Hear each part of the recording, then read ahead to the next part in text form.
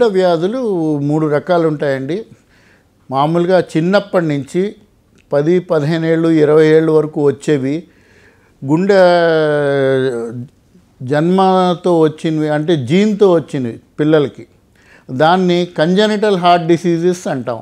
దాంట్లో గుండె గోడల్లో చిల్లులు, ఏఎస్డి విఎస్డి, గోడల్లో చిల్లులు, కవాటాలలో ఫార్మేషన్ లేకపోవడము, కవాటాలు గుండె నాళాలు టైట్గా ఉండడము, ఇవన్నీ జరుగుతూ ఉంటాయి.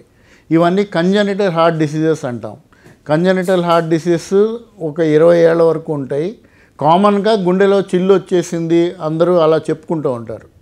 లేకపోతే గుండె గోడ సరిగా ఫామ్ అవ్వలేదు, గుండె గోడలు ఫామ్ అయిపోయి 4 ఛాంబర్లు ఉంటాయి, అందులో 2 ఛాంబర్లు ఉండి ఇలా కూడా పుడుతూ ఉంటారు. మరి మంచి రక్తం చెడు రక్తం కలుస్తూ ఉంటుంది. దాన్ని చిన్నప్పుడు వచ్చే గుండె వ్యాధులు అంటారు.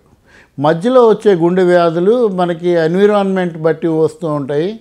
అది ఏంటంటే దాన్ని గుండె కవాటాల రోగాలు అంటారు, వాల్వులార్ హార్ట్ డిసీజ్ అంటారు. అవి వచ్చేది జనరల్గా పరిశుభ్రత, వ్యక్తిగత పరిశుభ్రత, సామాజిక పరిశుభ్రత అండ్ వాళ్ళ ఇంటి పరిశుభ్రత బట్టి వాళ్ళ గొంతుకులో నొప్పి వచ్చి కీళ్ళ నొప్పులు వస్తాయి, గొంతుకులో నొప్పి వస్తుంది. దాని తర్వాత అది గుండెకి చేరి కవాటాల రోగాల కింద తయారవుతాయి. ఒకప్పుడు ఇండియాలో ఎక్కువ ఉండేది, ఇప్పుడు కూడా పర్వాలేదు, కానీ వెస్ట్లో బాగా తగ్గిపోయాయి.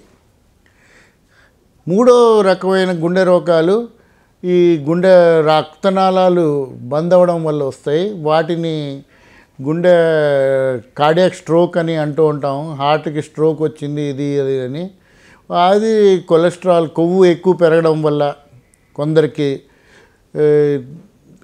ఒక్కొక్క ఈ 3 రక్తనాళాల్లో ఒక్కొక్క రక్తనాళం బంద్ అవ్వడం వల్ల వస్తూ ఉంటుంది. ఈ హార్ట్ స్ట్రోక్ అనేది 3 రక్తనాళాలు ఉంటాయి. మామూలుగా గుండెకి సప్లై చేసే రక్తనాళాలు 3 ఉంటాయి. దాని ద్వారా రక్తం అండ్ ఆక్సిజన్ ఫుడ్ సప్లై అవుతుంది హార్ట్కి. ఎప్పుడైతే ఈ 3 రక్తనాళాలు ఒకేసారి బంద్ అయిపోతాయో సడన్గా అంతా గుండెకి సప్లై బంద్ అయిపోతుంది. దాన్ని అందుకన్నా వాళ్ళకి ప్రాణాపాయం జరుగుతూ ఉంటుంది. దానివల్ల పేషెంట్ పోవడం జరుగుతుంది.